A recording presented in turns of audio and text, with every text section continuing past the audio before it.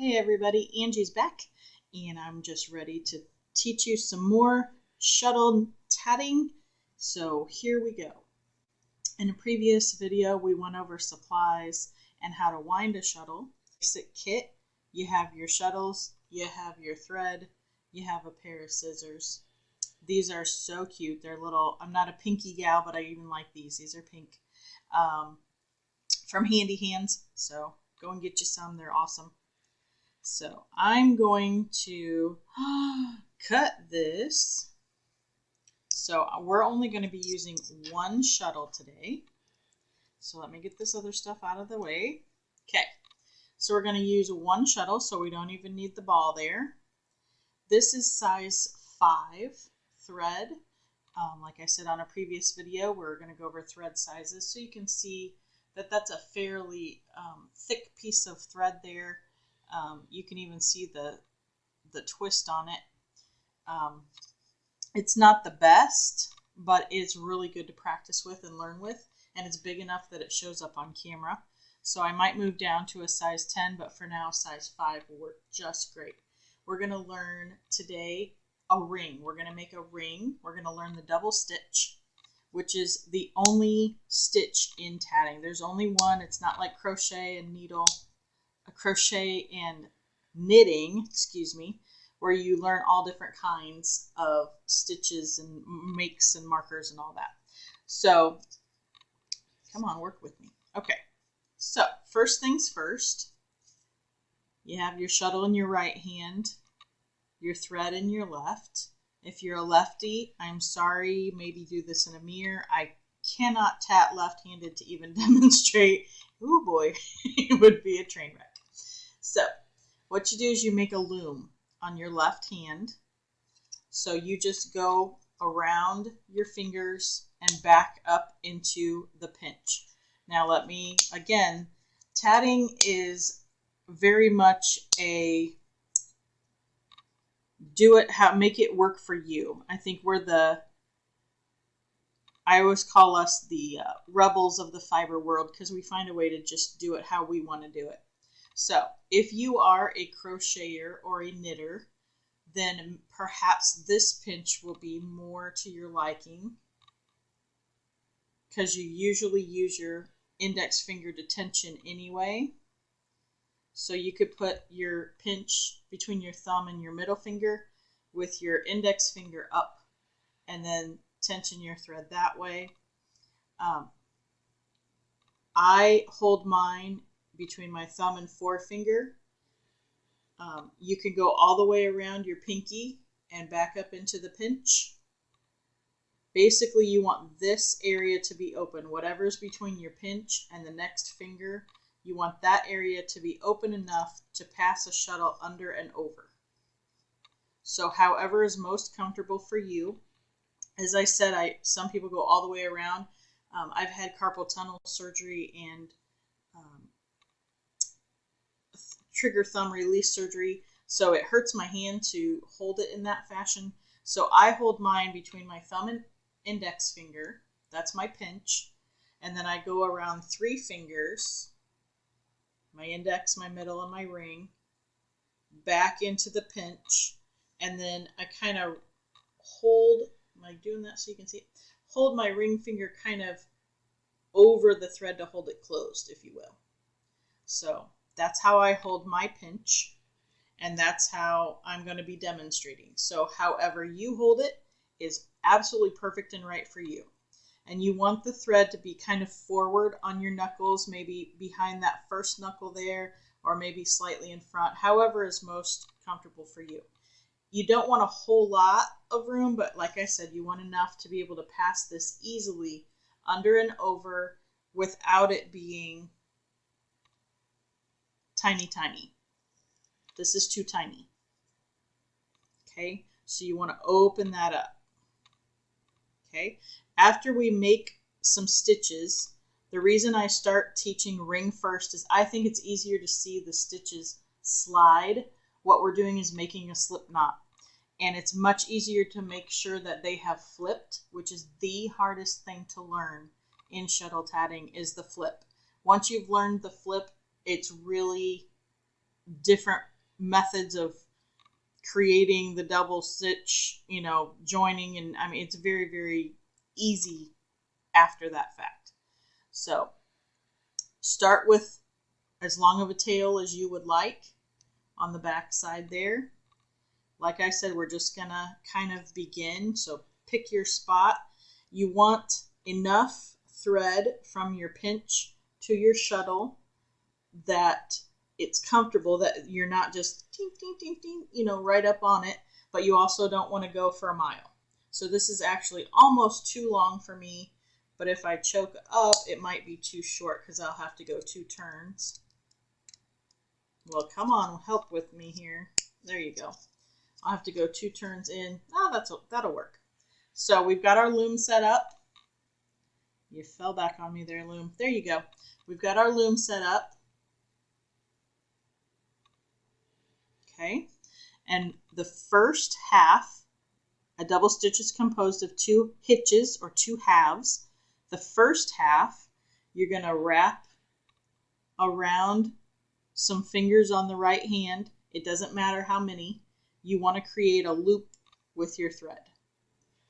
So see how there's now a loop kind of created, a little hole, and you're going to go under this thread, under your left hand, under, and then back through that loop you just made. Over. Uh-oh, dropped it. Try it again. Slippery little sucker. All right, let's try again. You're going to wrap.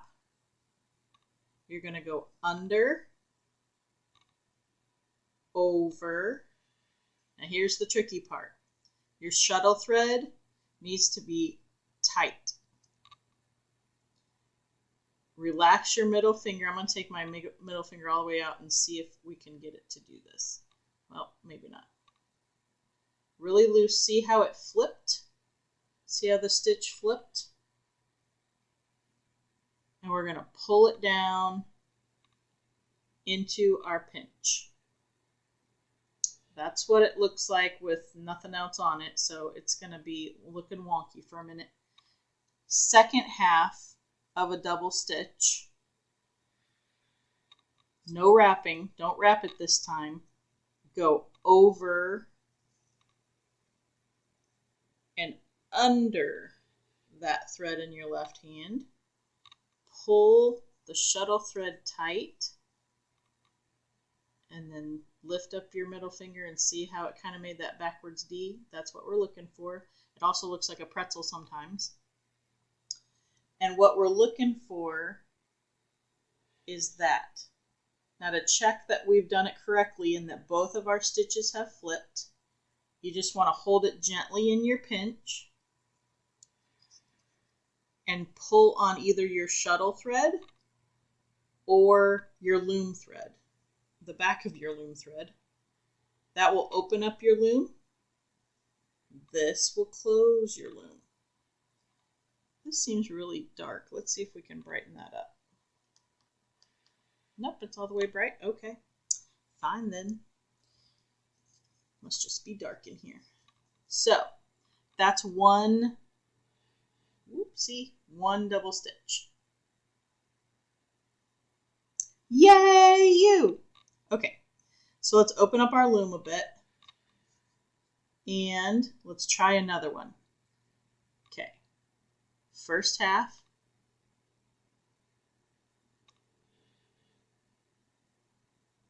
Get some thread above your hand. Curl your hand, get some thread caught. Go under, over, pull your shuttle thread tight, and then lift your finger back into position. That's what we want it to look like. And then snug it close to that last stitch we just made.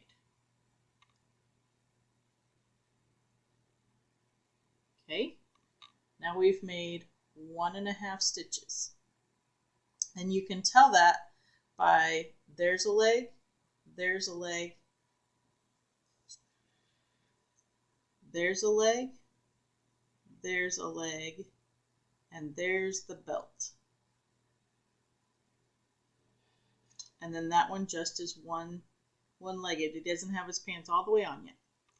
So second half of the double stitch is over, under, pull that shuttle thread tight, then lift up that middle finger, slide it down next to it, and now we have 2 completed double stitches. Now I'm going to do this in real time, in regular time, just to show you the very, very slight movement that your middle finger actually does. Okay, let me get a little bit more thread out here. All right, that's actually too much, but that's okay.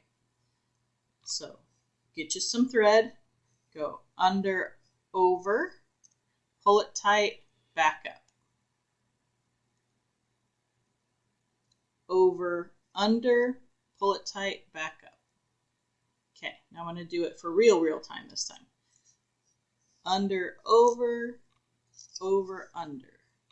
See how it's just a very slight movement that you're lifting up? And so now, if we look, and I find it easier to count the belt loops or the completed, it looks almost like a knit stitch. If you kind of turn it, I don't know if it'll show on camera. If you kind of turn it up and you count all the little humps. So there's 1, 2, 3, 4. We've made 4 double stitches. So let's keep going. We're going to scoop, pick up some thread. Again, it doesn't matter how many fingers you use to pick up the thread. Use as many as you want. Doesn't matter. You're just creating a loop so that you can stick your shuttle in there and out of there to go through the loop that you're creating up here. Okay, so scoop, under, over, pull the shuttle thread tight, lift up, second half, over, under, pull the shuttle thread tight, lift up. Okay, that's 5. Now if you accidentally scoop, under, over, and you pull that down, and then over, under, flip, pull it down. If you accidentally don't snug that first half close to that last stitch you made, you've actually made a picot. Picots we'll learn about a little later, but it's good practice to just, make some on purpose, because when you push those 2 stitches together, that creates the picot. Picots can be joining or decorative. That's what makes tatting look like tatting. But it's good to practice making them on purpose, and it's good to practice with your tension.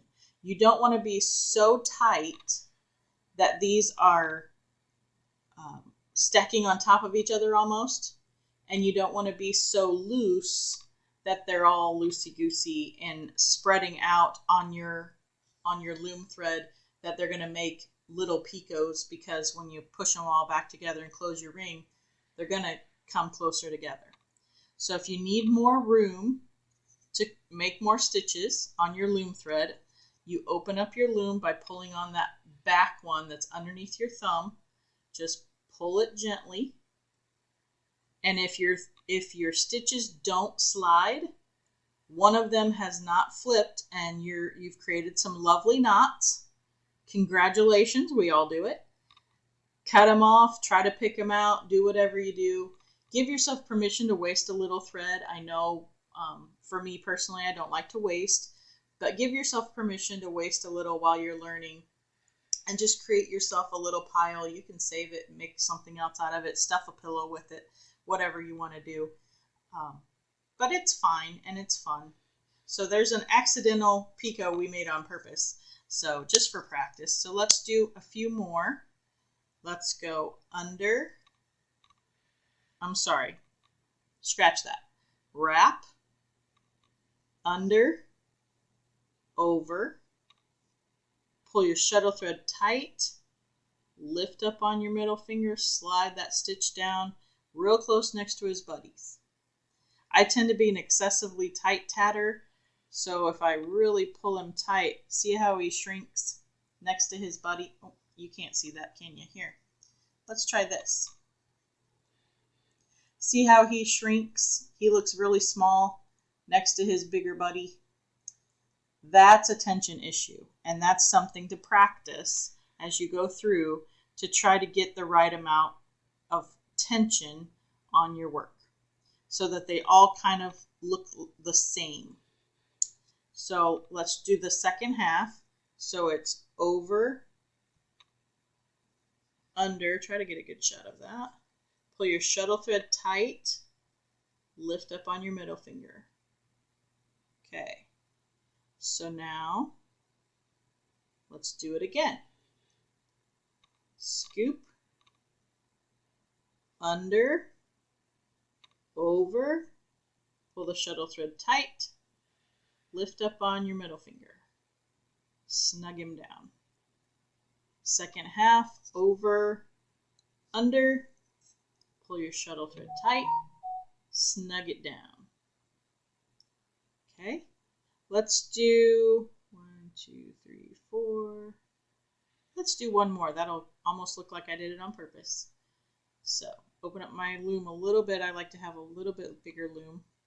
And like I said, I hold mine curved over the end, but however you want to do it is perfect and absolutely the correct way. So scoop, under, over, pull the shuttle thread tight, lift up, over, under, shuttle thread tight, lift up. Okay, now basically what we've made is a 4 picot 4. 4 stitches, a picot, and 4 stitches. We're not going to get too much into counting on the very first video, but this is actually the beginnings of a pattern. So congratulate yourself because you are well on your way to making an actual something. So if the first thing we need to make is a ring, we need to somehow close this thing, right?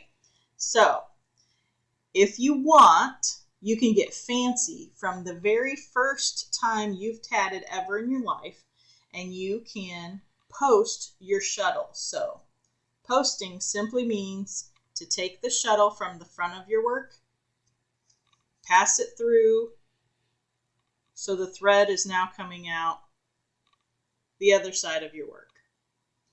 It just makes rings a bit easier to close. It makes them a lot easier to open if you made a mistake and you have to open a ring. Something we don't like doing in tatting, at least I don't. But you can post from the very beginning if you would like. If you don't. It's up to you. It's up to you if you post or not. Patterns will generally not tell you to post or not to post. It's up to you. Tatter's preference, as you will hear me say about 1,000,000 times going through all of these lessons, most everything boils down to tatter preference. So we've got our ring and we need to close it. So we're going to set our shuttle down because we don't want to pull on the shuttle to close the ring because that can damage our shuttle. It can damage the post inside, especially if it's not a heavy duty shuttle or a very delicate wooden one. We don't want to ruin our lovely adopted shuttles.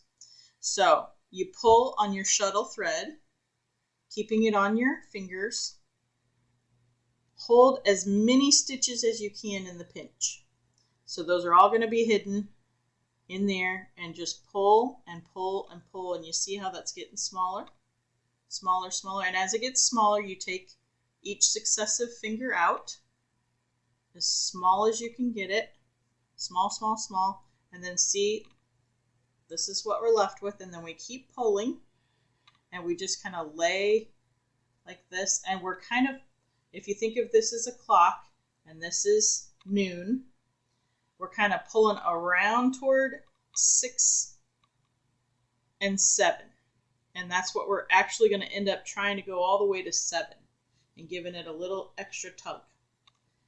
And then we see how that's not even close to close. We got to keep pulling, and then we pull around to 7. Still not closed. Come on, buddy, work with me. It's a little ring, that's what the problem is. Okay, and we pulled around till 7. And you want to be a little bit gentle. And then there's this little dance we all do. Let me zoom in just a bit on this. There's a little dance we all do once we close a ring. We just kind of floof. I call it the little floofing. We floof and make sure we kind of pull it up and back this way, making it look like we want it to. We pull that, make sure, and now it's all tight and all looking snazzy, and you have created your first ring. And if your first ring looks anything like this ring, congratulations. And if your ring has more accidental picos, congratulations. And if your ring has a bunch of on-purpose picos, again, congratulations. So I hope that you have had fun, that you've learned something. I encourage you to just leave a little bit of space on your shuttle thread, or excuse me, on your thread. Create another loom. Just give yourself however much space, just so you can practice ring, ring, ring, ring. And just let out some more thread. Pick a favorite spot in your thread. Make a pinch. Get that out of the way. Make a loom. And then just begin again. Wrap, under, over, pull it tight, lift up. First half done. Hold it in the pinch. Second half over, under, pull it tight, lift up, snug it next to his buddy. They want to be close friends. Second stitch. Let me back it off a bit. I got too close here. There. Wrap, under, over, pull it tight, lift up, over, under, pull it tight, lift up, 2, under, over, pull it tight, lift up. Ooh, this thread. Over, under, pull it tight, lift up. Wrap, under, over.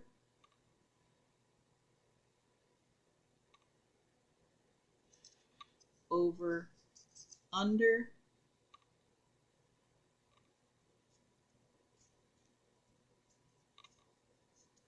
Wrap, under, over.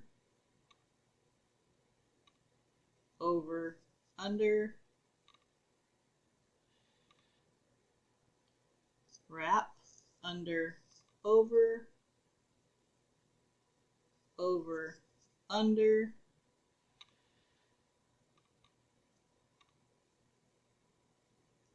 wrap, under, over, pull it tight, lift up, over, under, pull it tight, lift up, and they're all snug as a bug, all next to each other. Let me see if I can show you what it looks like if we didn't flip it,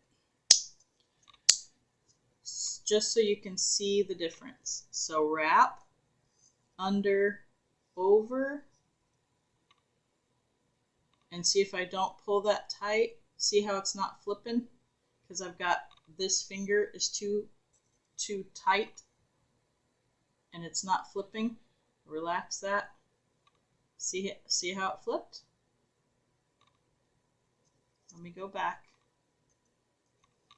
This thread isn't the best for showing this, but so I'm going to pull the shuttle thread tight. See how it flipped? I'm going to pull it back. one more time. Pull your shuttle thread. Ooh, come on, work with me. Pull your shuttle thread tight. See how it flipped? Kind of looks like an upside down pretzel. Pull it down into the pinch, over, under. And let's see if I can make that one look unflipped. So if we're pulling, see how that's unflipped, but if I relax, see it flip?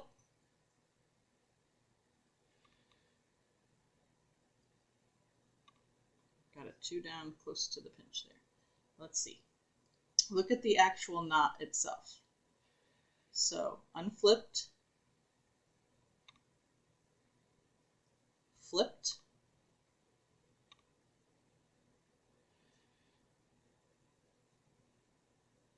unflipped, flipped, see? And then down into the pinch. Let me do a couple more. So scoop, under, over, pull the shuttle thread tight, lift up, over, get a good shot of that, over, under, flip, and down, one more, scoop, under, over, tight, lift up and down, over, under, flip, tight, down. Okay, now I'm going to post my shuttle. So I'm going to be fancy. Okay, so there you go. Watch. Woo, I posted my shuttle. I'm so fancy. I know an advanced technique. It's not really advanced, but you can tell your friends that they won't know. And then hold as many of them as you can in your pinch. Pull your shuttle thread. Tighter, tighter, tighter. Tighter, tighter, tighter. Get your fingers out of there so they don't get stuck in your ring. Tighter, tighter, tighter. Tighter, tighter, tighter. And then again, this is 12. We're pulling around down till 7. So put that in the pinch, pull around down till 7, get a little extra. We want our rings to be egg-shaped, ovid, if you will. Not quite an oval, but ovid-shaped, egg-shaped. So there's our ring, and you can see on that side I got a little extra. It almost looks like a picot. So my stitches weren't quite tight. I wasn't quite tensioning absolutely perfectly. So I can learn and grow and change and do a bit better. And my last stitch looks a bit wonky too. So there you go. But you pull and then you do the little floofy dance. Floofing, floofing, floofing. And there you have made your very second ring. So congratulations. We now have 2 rings that we have made for the very first time. Woohoo! Yay us! Congratulate yourself. Give yourself a pat on the back. I hope you've enjoyed this. If you have, give it a like. If you want to hear more, you can subscribe, and when I put up a new video, you'll get notified. And I hope that you've learned something. I hope that you have a beautiful day. And remember, you are the masters of the thread. You have opposable thumbs and scissors. Have a great day.